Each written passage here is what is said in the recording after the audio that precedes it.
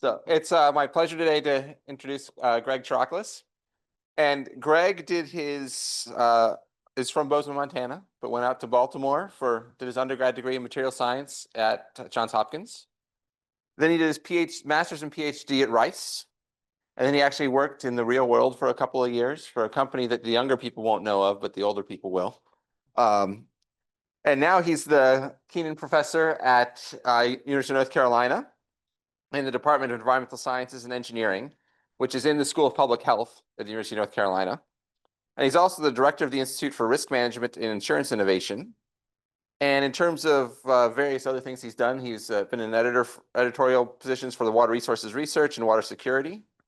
He did the Aldo Leopold Leadership Fellowship Program out of Stanford. And it's always great to host another former AWESP president as well. So, Greg? A number of AWESP board members. Yep. Good to see you. Yeah. So thanks for being here, Greg. I'll give you the floor. Thanks very much, Bill. So I'm going to talk to you about assessing and managing the financial risk of extreme environmental events. And usually when I talk to audiences of civil and environmental engineers, the term financial risk might not be entirely clear. And so maybe I'll give just a few minutes of context. What motivates the work we do is that highly variable costs and revenues are disruptive, right? This is actually a 65-year time series of revenues from a hydropower generation facility. But if you scaled this a little bit differently, imagine this was your salary, right? Not millions of dollars, but if you had something that went from 800,000 down here at the bottom up to 14 or 15 million, make it really difficult for you to plan, make it really difficult for you to feel good about being able to pay your salaries every year, make it really difficult for the people that lent you money to feel comfortable that you'd be able to pay it back, right? And so maybe this is too low a level for you to be able to be secure about doing some of those things. And so what we then try and do after we characterize this risk is find ways of managing it. And so let's imagine we could bring the revenues up to about 2.5 million per year. All right, now we're feeling better about our ability to pay salaries, about our ability to repay our debts, et cetera.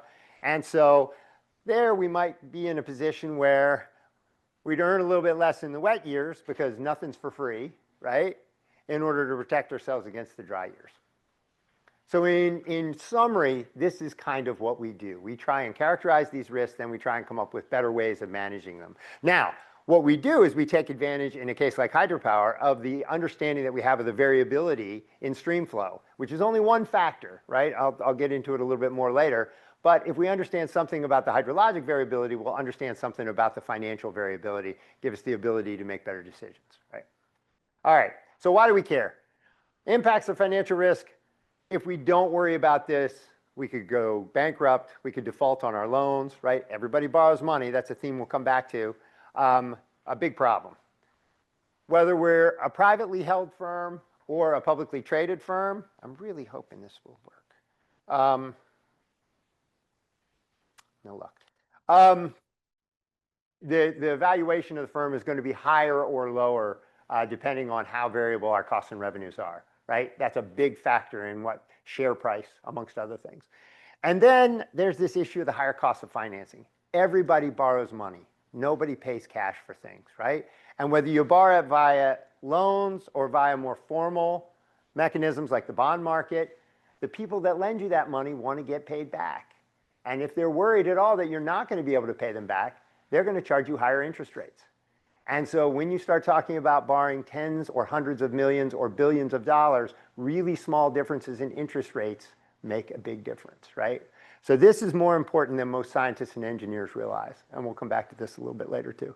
All right, so natural hazards, why do we care? Natural hazard-related risks are growing. These are billion-dollar events that strike the US each year. Over the last 45 years, we see that they're growing. They're growing for a couple of reasons. They impact lots of different sectors of the economy, but it's a function of both more assets at risk. Any of you guys that used to go to the beach, right? The amount of development there versus 45 years ago has gone way up. The other issue is that we've got more frequent and more severe events, and the combination leads to a big increase here. So they affect all states. If you're in North Carolina, you're worried mostly about hurricanes and floods. If you're in Minnesota, I see it mentioned. I actually was a little surprised to see drought listed up there. But droughts, severe storms are typically hail and tornadoes. They think about winter storms.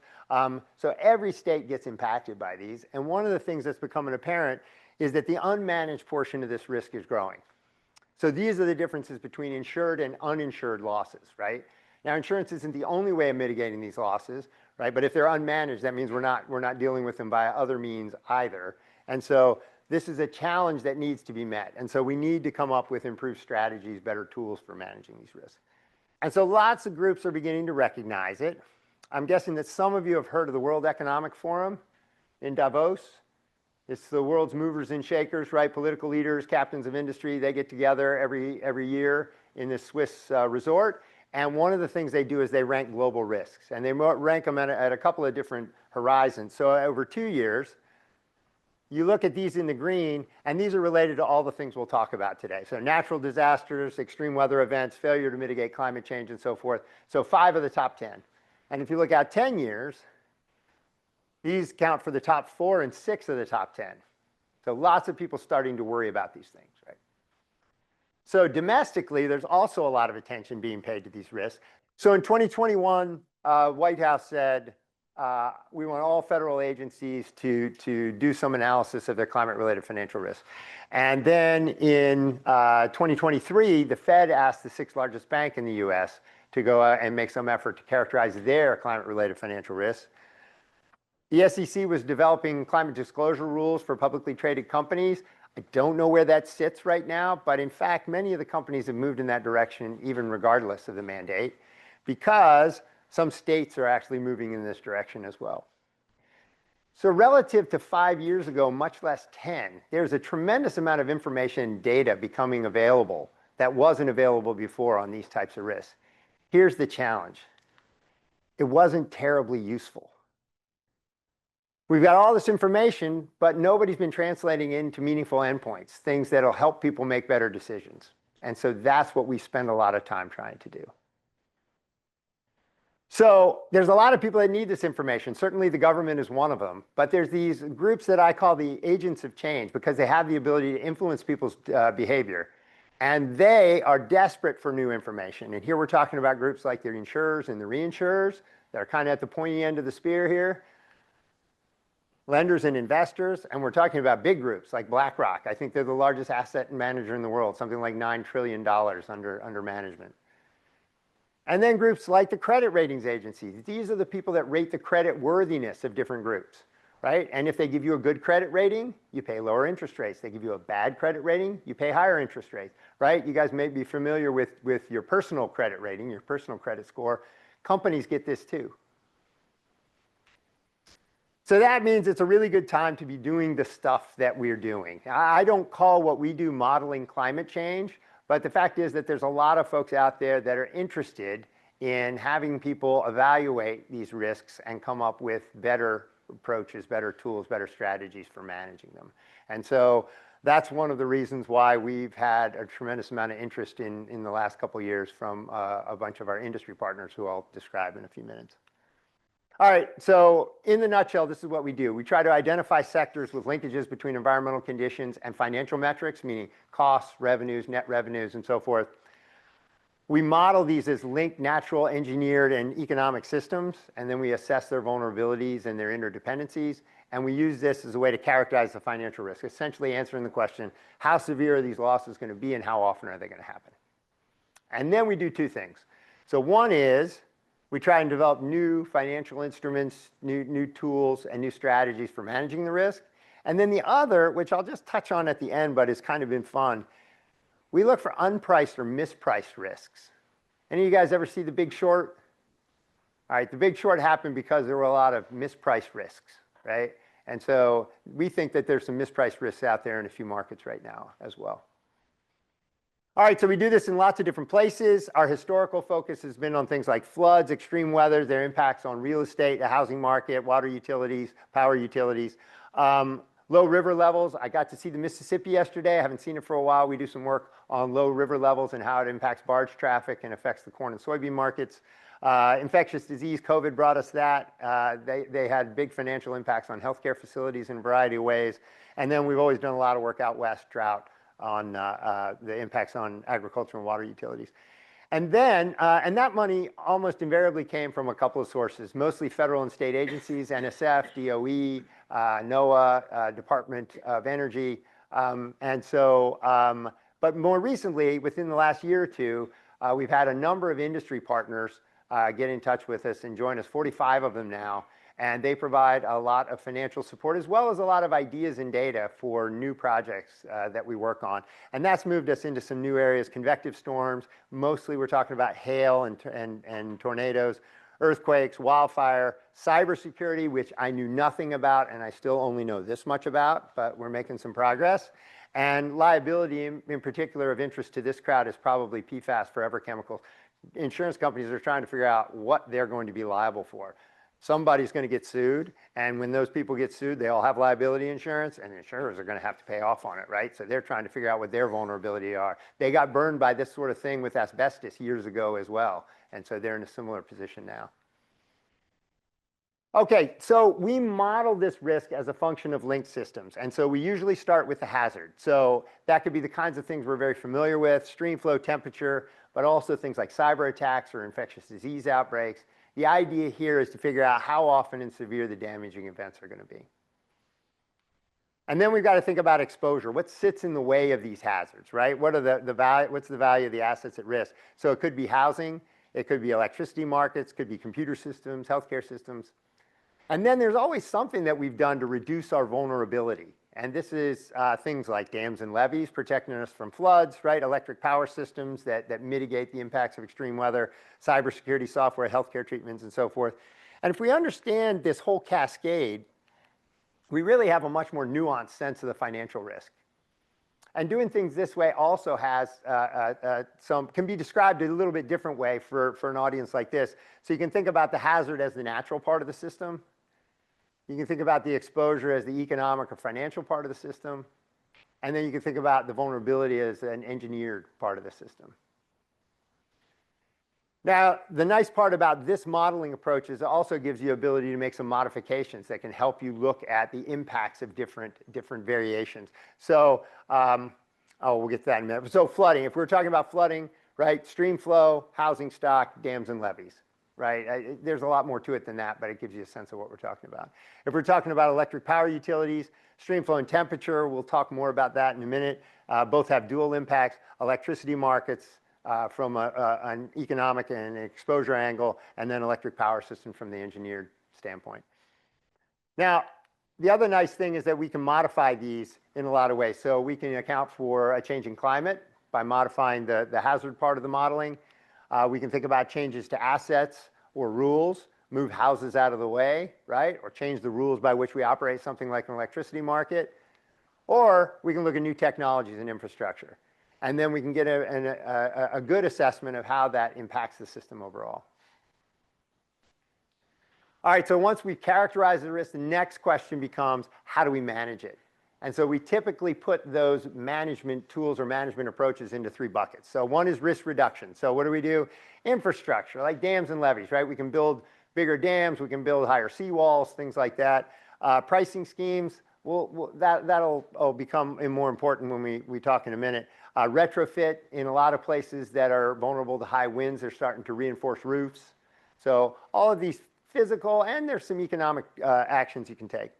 Risk retention means we still hold the risk, but we don't really eliminate it beforehand. We just look for ways to compensate for it after it happens. So everybody's got a reserve fund of some sort, right, to pay for a period in which you got higher costs or lower revenues. And then there's contingent loans, lines of credit, right, that you can arrange in advance. And then there are some risks that happen very infrequently, and those are risks and potentially large losses. And we want to push those off onto somebody that's better equipped to manage them than we are. And so there we talk about insurance or reinsurance, catastrophe bonds, some more sophisticated types of financial instruments. Now, usually the two on the left, risk reduction, risk retention, makes sense for things that happen 1 year in 5, 1 year in 10, maybe 15 at the outside. And so once you start getting into the things that happen 1 year in 20, 1 year in 50, 1 year in 100, right, then you're out into risk transfer for reasons that we could go into, but there's usually a cost effectiveness. Now, any one of these, right, can be used to manage any risk, and in fact, they usually are, or all three of them are, right? You build some sort of layered risk management strategy that takes reduction, retention, and transfer into effect, or into account. Okay, so we do these kinds of projects all around the country with application to lots of different parts of the economy. I'm going to start by talking about water utilities because I think that's a group that this audience will have some familiarity with. So a big sector of the economy, right? 15,000 utilities providing drinking water to 80+% of the population, billions, tens of billions invested each year, tens of billions in revenues. Lots of challenges. I think people here probably work a lot on the technologies required to focus on the safety of the water itself. One of the challenges we've focused on is the ability to provide a reliable water supply. And so that's become more difficult over time. We're just not building many dams anymore, right? So new surface water sources have become more difficult. If you saw this profile in the US, this is global, it would fall off even more dramatically after about 1970, both because we became more aware of the environmental impacts associated with those projects, and because there's only so many good dam sites out there, and we had used up a whole lot of the best ones. So groundwater, we began to tap groundwater really effectively in about the 1930s, and it grew until the 80s, and then it started to level out as we really didn't have access to any more sources or the ability to pump the existing sources at higher rates. And so really have sort of run out of readily available groundwater supplies as well in most places. Nonetheless, population keeps going up, and even if you see a reduction in per capita demands, usually demand is still squeezing up in most places. So what that does is it really changes the way that we have to think about ensuring water supply reliability, because in the past we've done it by maintaining a lot of surplus capacity. So this is a reservoir profile for actually a couple of reservoirs outside of Durham, North Carolina. And the reservoirs are full there at about 8,000 million gallons. And then they get pulled down in the late summer, early fall as we continue to irrigate, even though we're not getting as much rainfall and so forth. But the thing that you notice is that half of this capacity is used very infrequently. Now in water, this made sense. Water was readily available. It was relatively inexpensive to develop these sources. But in any other line of business, you wouldn't maintain 50% of your capacity only to meet demands on very rare occasions, right? So that's what's happening now with water. Maintaining this capacity is expensive. We realize how environmentally burdensome it is. And so we've got to look for some new solutions. And so what you see is utilities and cities turning much more to what we would call adaptive measures. So conservation or demand management that they put in place during a drought, right? You can't water your lawn is the most obvious. And then the other is acquiring additional water from other users, so making more efficient use of existing resources. In the East, it's usually buying water from neighboring utilities. In the West, it's usually buying water from agriculture. Now, both of these have a lot of things to recommend them for the most part, right? People would believe that conservation and making better use of existing resources is really beneficial type of strategy, right? The problem is that it has all these financial implications that weren't thought about. So drought-based conservation kills your revenues, right? And water transfers increase your costs. And this happens intermittently and to an unpredictable degree. You don't know when this is going to happen. And so a few years ago, as more and more utilities started making more and more use of these adaptive measures, the ratings agencies, one of them, Standard & Poor's, said, you know what, we noticed that more and more of our utilities are missing their financial targets because of weather. And then in 2016, they said, you know what, we better put in some new evaluation criteria based on hydrologic variability. And when we do, we think that's going to change the credit ratings of 25% of our rated agencies. That's a big deal, right? If you move from a AA rating, which is really good, to an A rating, your interest rates go up. And water utilities borrow a lot of money, right, to build all this infrastructure that we love. That leads to higher water prices. So just to give you a sense, these are municipal bond interest rates here on the left. And these are bond ratings. Up there in the green is AA. That's pretty good, right? So you got a pretty good credit rating, and you pay the interest rates down there at the green, right at the bottom. And A, that's there in the red, is not bad, right? And that's a little bit higher. And then BAA is not terrible. They're in the blue. But what you notice is even a drop in the ratings from AA to BAA, it's about 2.5 points. Now, the only real experience that most of us have with borrowing big sums of money is our mortgage. So imagine that your mortgage went up 2.5 points, right? And then imagine that you are a water utility and 50% of your operating costs or more are related to debt service payments. And then think about how important their credit rating is to them. So a significant downgrade can be a problem. So we wanted to understand this, and we got together with some of our economist friends, and we did a survey of utility personnel that went along the lines of this. We asked a lot of questions, but here's one of them. So we asked them, would you prefer a water supply option with A, costs that will raise rates some constant amount all years, which is what they do now, right? You build a bigger reservoir or groundwater well field, you issue municipal bonds, and you pay them off at a flat rate for 20 years. Very predictable. Or B, an option that will have costs that raise rates some percentage, some number of years, and 0% otherwise. So essentially, this is demand management, conservation, buying water from your neighbors only when you need it. And so if we use these numbers, and we use lots of different numbers to try and gauge the impact, say, all right, would you prefer one that raised rates 30% in all years or 40% half the time and 0% otherwise? Well, if you're doing this in expected value terms, right, you'd say, well, the expected rate increase of B is only 20%. So if you're risk neutral, which would you pick? You'd pick B. What do you think the water utility folks chose? Right, it's a trick question, right? Yes, they chose A, right? They wanted certainty. That wasn't a surprise. What was a surprise was the degree to which they displayed that risk aversion. They would pay a lot extra for constant costs rather than these highly variable costs. And what that means, they're highly risk averse. What that means is that transfers and conservation are not going to be fully implemented until we figure out how to manage that financial risk that they face. So how do they deal with financial risk now? Risk reduction, right? Drought pricing scheme is one of the ways that they do it. So you can think about this. They put in place conservation, which is killing their revenues, and then they say, oh, and by the way, we're going to raise your rates during this period too. How do you think that goes over? Not terribly well, right? So they can do a little of this, but not much. So it can reduce some of their risk. So risk retention, a reserve fund. They've all got reserve funds, mostly devoted to capital improvements, right, which we all know are underfunded to begin with. So there's limits to how far they can use this one, right, especially when it comes to more extreme events. And then we started thinking about risk transfer. There really was no risk transfer, no risk transfer alternatives here. And so we began thinking about something called index-based drought insurance. So effectively paying off when drought conditions reach a certain point. But there's some tricks here, right? So index-based approaches are developed along the lines of this contract structure here. In this case, the index value, we could imagine it was like cumulative stream flow or something like that. And so we get to a low level, right? We get to below about 4,000, and the utility knows it loses money. So in the contract, we define that as the strike. And then they start losing more money as the cumulative stream flow declines further. And so we describe some slope that translates into increased payouts as the index declines. And then there's some measurement date. Let's call it October 1 out there. And maybe it comes in at about 12 or 1,300, and that dictates a payout of $100 or 100,000 or 100 million, whatever you want to do, if you want to scale it.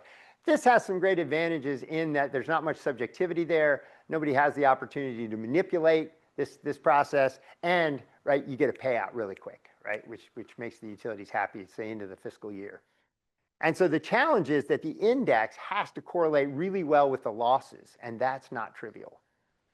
So if you had a perfect index, it would be something in which the financial damages in the index correlated 1-to-1, right along that line, right? So the index reads out, you read it, you get a payout, and it matches your damages. Well, if you start to think about drought, one of the things that comes to mind immediately is rainfall. And so we did look at rainfall. The problem is that rainfall is a terrible proxy for financial losses. There's just too much that happens between when a raindrop hits the ground and when it makes its way into some economically productive use. And so if you had an index-based instrument that was reliant on rainfall, you'd have a very high basis risk, which means that a lot of years when you did need the money, you wouldn't get it, and a lot of years when you didn't need the money, you would. Right? So we spent a lot of time thinking about how we would develop more sophisticated types of indices, and if you get something that matches up pretty well between the damages in the index, it tells you two things. One, you got a nice foundation for building some sort of financial contract. Two, it tells you you have a pretty good understanding of the underlying financial risk. Okay, so we built a bunch of these and we started toying around with them with individual utilities. But the fact is, nobody's going to write a contract to an individual water utility, right? One, it's impractical from a business standpoint, but two, it doesn't take advantage of some of the things that make insurance so important. And that's risk pooling, right? Or the ability to aggregate uncorrelated risks. So we started to think about how would we take an instrument like this and make it broadly available and then take advantage of the lack of correlation in the types of conditions that give rise to these losses so that we can come up with something that's more cost effective. And so how spatially correlated are the risks associated with drought? Well, it depends on how close you are. If you're in the Southwest, right, California, Arizona, Nevada, yeah, there's probably a pretty high correlation in the drought-related risks that they experience. But if you take the country as a whole, right, now there's a lack of correlation between droughts in the Midwest and the Southwest or in the Southeast. And so everybody's not drawing on that pot of capital at the same time, if you're able to aggregate together. So we got information on about 100 utilities on their vulnerability to these risks and some of their financial conditions and began to look at the possibilities. So when we took all 100 utilities together, they all essentially protected themselves with a reserve fund, right? And so when you looked at all 100 of them, the expected payout or the cost of drought-related losses for these 100 utilities in an average year was only about $12 million. Yet, each one of them sitting on a pile of capital in order to protect themselves against those losses, in aggregate, the reserves came up to almost $300 million. So they're sitting on, in an average year, about $283 million, the difference just between the expected payout and the reserves. Well, that's got an opportunity cost. You're sitting there on a liquid reserve, right? Meaning a savings account. You can't invest it in anything because you don't know when you're going to need it. So you got to have it in something that's readily accessible. And so there's a cost associated with that, right? Your savings account earns very little, right? A little bit more now than it did a couple of years ago, but still a lot less than any other form of investment that you could make, right? So that opportunity cost we assessed at about $13 million. Well, that opportunity cost is something that needs to be made up for, right? So expected payout's only $12 million. The opportunity cost of sitting on those reserves is $13 million. That's a lot of money. What if you pooled these risks, right? What if everybody got together, either formed a mutual to do it themselves or worked through an insurer to pool the risk? Well, what we found out is they could get the exact same level of protection for about $100 million in reserves, about $113 million. And what that does is that reduces the opportunity costs, right, of those reserves tremendously by about 60%. So let me tell you why that's important. So when you pay a premium, the very first thing that the insurer assesses is the expected payout. How much am I going to have to give that person over time, right? So the expected payout is immutable. You're not going to change that. The loading, on the other hand, has a lot to do with the administrative costs, the marketing costs, the research costs, but a big chunk of that is the opportunity costs of reserves. Somebody's got to be sitting on that money and have it available for you when you need it, right? And so if you've got to sit on less money, in this case about 60% less, right, that loading is going to be much smaller. And in fact, that loading is the cost of risk management. This part, the expected payout, right, that's not going away. All we're doing is deferring that, right? Statistically, I know that I'm going to end up paying for accidents over time. I got a 16-year-old son that just got his driver's license. I guarantee you I know I'm going to pay that, right? So the cost of risk management is the loading. And so if I can reduce that by 30, 40%, that's material. So this work is stuff that we've been excited about and that we've been pushing and has gotten a significant amount of notice from some of the water utility folks that we work with. All right, so let's talk about a couple of other areas real quickly. Energy. We do a lot of work with energy producers. One of them is, well, I'll talk about one of them in a minute. The power sector is even larger than the water sector. We're talking about $500 billion in annual revenues, right? And really vulnerable to extreme environmental events. Think about the supply side. Supply side generation, a quarter of it now depends on hydrology, wind, or irradiance, or solar, right? On the flip side, the demand is highly dependent on temperature. About 70% of the electric power demand out there is accounted for by heating and cooling. Right? So a lot of vulnerability in this system to environmental extremes. And so we talked about earlier hydropower. Well, pretty clear connection between generation and stream flow. This is for Pacific Northwest, where we also do some work. If you talk about demand, temperature, extreme high, extreme low temperatures, right, really push demands up for electricity. And what that means is the utilities have to go and rely on much more expensive sources of generation that they don't usually use.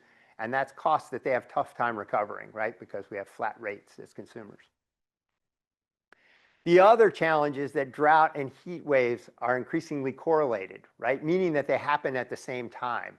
And that presents a problem, especially because going into the future, all indications are that the level of correlation between drought and heat waves is going to continue to increase. So this is a problem that's faced by a lot of utilities. We focused on Pacific Gas and Electric, PG&E in California, one of their large investor-owned utilities. They serve about 16 million customers. We ended up spending a bunch of time building a pretty sophisticated model of the hazard, the drought and the heat waves through a stochastic weather generator, the exposure model, CAPOW, the California and West Coast Power Systems model, to model their electricity market and electric power system. And then we built a financial model of PG&E to be able to assess the impacts of various adverse weather conditions. So to understand their vulnerability, you got to look at their generation mix here. They get most of their base load from nuclear. Nuclear runs at only a very steady rate. You can't ramp it up and down in response to changes in demand. So useful, but not very adaptable.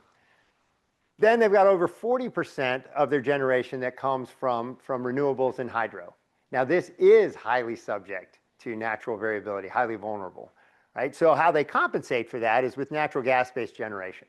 So using more when they have less of the renewables or less. This makes them vulnerable two ways. So one is natural gas-based generation is more expensive than the renewables. So if you have to use more of it, right, then the costs go up. Two is prices of natural gas are highly volatile. So if you need more of it when the price is going way up, you really are at risk of big changes in your revenues and costs. So they got really familiar with this problem during the drought of 2012 to 16. The three investor-owned utilities, of which PG&E is one, lost about $2 billion as a result of reduced hydropower generation. And then they had the coincident heat waves that cost them about double that, almost $4 billion in increased costs because, right, they had to rely on these more expensive sources of generation that they don't usually have to bring online. And so they were very familiar with this problem. And we started talking to them about how they manage their risk currently. So they certainly have a reserve fund, which, like a water utility, they would like to use for making investments in the future. They wouldn't like to tap it for these sort of things, at least not much. They got lines of credit, which are great. But the bank's no dummy, right? The bank knows you're only going to be drawing on that line of credit when you're in trouble, which means they're going to charge you a higher interest rate as well. And then they had some different mechanisms for risk transfer, the ability to pay someone to take some of that really extreme risk off their hands. And so let's focus on that one. There were three different types of risk transfer instruments that exist right now. So natural gas futures mean you buy the gas in advance, pay for it, and lock in the price, right, to protect yourself against high prices. Weather derivatives, indexed to temperature. You can protect yourself against extreme high, extreme low temperatures, something outside of the norm. And then hydrologic drought-related index insurance is a little less common, but increasingly there are a lot of groups that are taking advantage of that. So the idea is, you know, can they take all of these and put them into a portfolio that ends up managing their risk? They can, and they have. The difference is, though, that these instruments independently don't account for the cross-correlation between the conditions, right? Heat waves and droughts happen together, and that sort of thing isn't taken into account here. And it's the correlated events that really give rise to the biggest losses, right? So we said, what if we put all of these together and developed one instrument that was a function of a composite index? and it took into account the correlation between these conditions, right? Would this be more effective? And so we tested that out. Looking at hydrologic index insurance to begin with, the impact between, or relationship between stream flow and net revenues is not super strong, but there is a relationship there. Temperature, these are cooling degree days here. There's a little stronger relationship. And then natural gas prices, there's a very strong relationship with net revenues. And so we built a portfolio of these independent contracts that could get to a certain level of risk reduction on the part of the utility. And then we compared that with our composite index insurance contract, which is the index is highly correlated with the net revenues, and decided we would see how one compared with the other. So this is just one realization from a whole number of different model runs. And this is looking at net revenues for PG&E in the billions there. And the stuff in the red along the bottom are the losses, the unmanaged losses, without any sort of mitigation. And if you take the composite index contract and look at it, you see that the timing and the magnitude of the payouts there correspond really well with the losses, right? And so that's, you get a payout when you need it. You're not getting a bunch of spurious payouts. Now, the portfolio of independent contracts also pays out during some of those periods, but notice that it pays out in a bunch of periods when you didn't need it. And so as a result, what are you going to get charged? Right? The utilities or the insurance folks are no dummies. They're going to know that they're going to be making these payouts more frequently. And so these overpayments lead to higher prices. And so our estimate is that this lower basis risk, right, on the part of the composite index contract can reduce the cost by about half. So the composite index-based contract, about 29 million, the portfolio of independent contracts at about 55. So this just got published about 2 months ago. I'm really hoping PG&E calls sometime soon. All right, so the last one we'll talk about, we've done some work with flooding in a couple of different places. I'll talk about the work in eastern North Carolina. Our interest has largely revolved around the impacts of flooding on the housing market, in particular increased rates of mortgage default. The state is really concerned with people defaulting on their mortgages and being thrown out of their homes during these periods. They don't want people in FEMA trailers, right? And so this is something that they've been willing to support. So this is a quick aside on some of the things associated with the mortgage market. So one of the ways that people evaluate homes and home values is with loan to value ratio, LTV. And what that is the loan or mortgage balance in the numerator and property value in the denominator. So when you buy a new house and you put 20% down, your LTV is essentially 80 at that point, right? And then as you pay it off over time, right, it moves down. Okay, well, the other thing that happens is on occasion there are events that cause this LTV to go over 100, meaning you owe more on the house than the house is worth. And when that happens, people quit paying their mortgages, right? The 90-day delinquency rate, which is a good proxy for default, starts to skyrocket as soon as you get to that point. Not a surprise, right, if you owe more than the house is worth. Now, the problem with flooding is that it affects both the numerator and the denominator here. Most people don't have flood insurance, and most people don't have huge reserves to pay for damages. So they borrow against the equity in their home in order to make repairs. That increases the numerator. At the same time, flooding often depresses property value, so that decreases the denominator. If you got an increasing numerator and a decreasing denominator, that LTV can very quickly go from 60, 70, well over 100, and that's when people start to walk away. All right, so there's a lot of things you got to figure out in order to get at these numbers. One is that we often have very little information on uninsured damages. After a flood, I can go around and I can look at claims for flood insurance and I can tell you what the insured people ended up experiencing, but that's not a very high percentage in most cases. What I'm really interested in, if I want to characterize a whole region, is uninsured damages, because nobody characterizes those, right? Nobody quantifies those. So we need to figure those out. So we built a machine learning model based on a random forest approach. And one of the things we had that was really nice was we had policies and claims data at the address level from the National Flood Insurance Program. That was really hard to get, and they'll haul me away if we ever have that information released. But it was great because it told us truth, right? We knew where flooding had occurred, and we knew where it hadn't, and we knew how much it cost people where it did occur. But the problem is we need information everywhere else. What did we have? We had information at each address on the environment around the home as well as the specific property. So the machine learning model took account of things like distance to water body, hydraulic conductivity, percent impervious land cover, location in or outside of the special flood hazard area, that's the floodplain. And then we knew something about the properties, first floor elevation, construction date, square footage, et cetera. So we put all of that together, and what we ended up coming up with was a continuous prediction of flood extent and the amount of damage. So that was really an important input to our modeling. So we took the environment and property data, the financial data. We now have simulated financial conditions after a flood.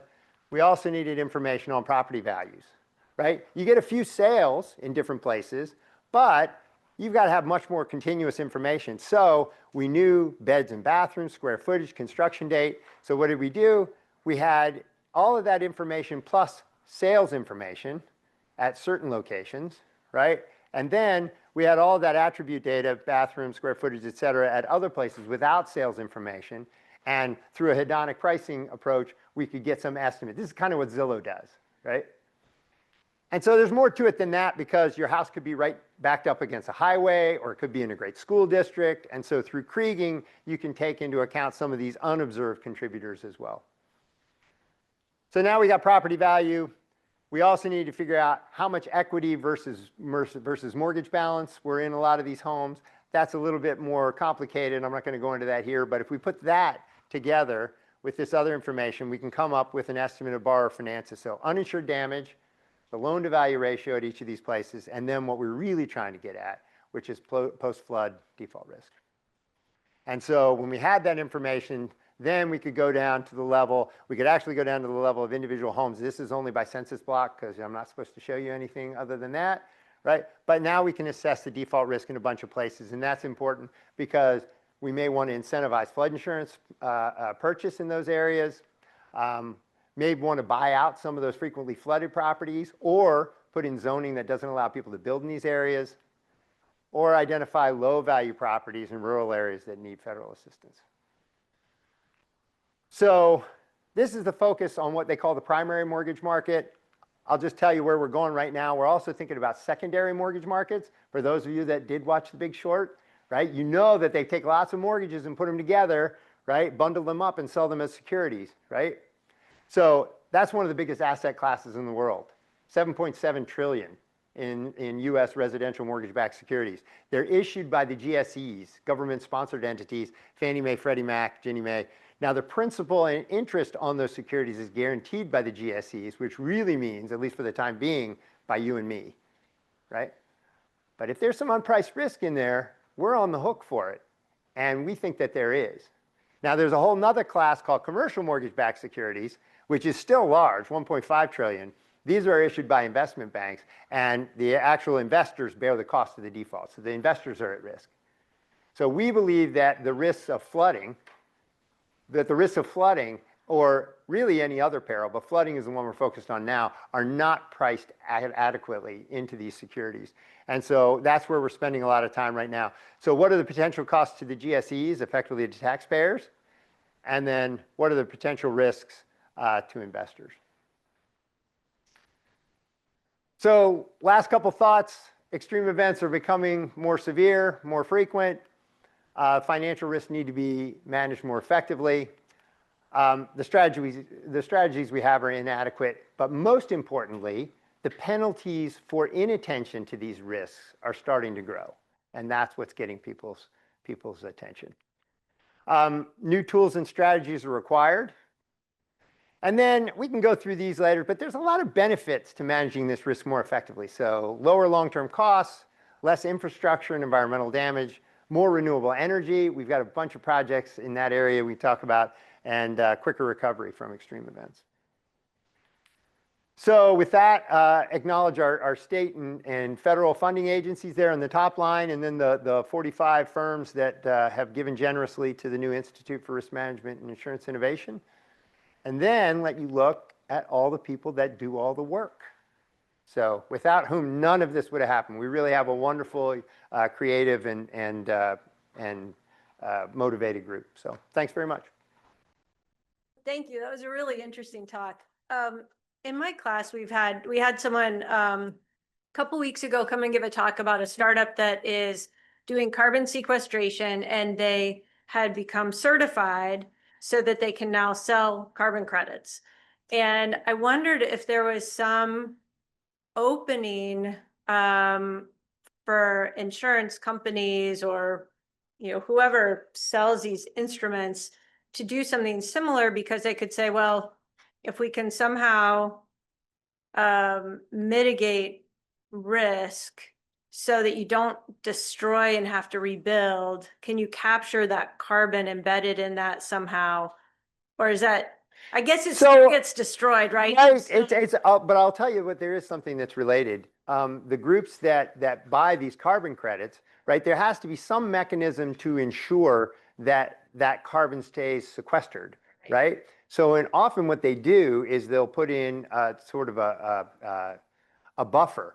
And so I want 100 tons of carbon credits. I have to buy 120, and 20 of it goes into a pool that then is designed to insure against losses. So, right, I buy this forest and I'm sequestering this 100 tons of carbon, but the forest burns, right?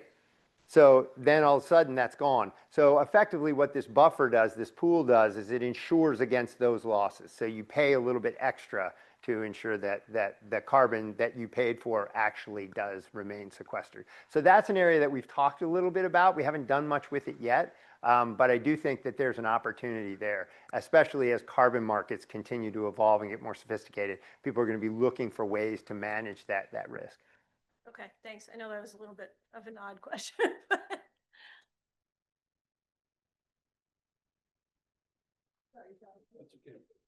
This is more of a comment than a question, but on your slide that showed that the 10 factors or the factors that on a 2-year and a 10-year time scale were important. You said 6 of the 10 in a 10-year were related to natural resource or environmental. One of them that wasn't actually, I think, which is the immigration. Largely, the immigration in Africa is related to climate change. And so that should really be it should be 7 out of 10, I guess, that are. You should send them an email. Yeah, you should. No, I mean, I think it's a good point. 2025, maybe I don't have the 2025 version yet, but who knows? That might end up making its way into, I can imagine 2025's list of global risk will look a little bit different. I will say, though, that for easily the last 10 years we track this, natural hazard related, climate adaptation related risks have always been at the top.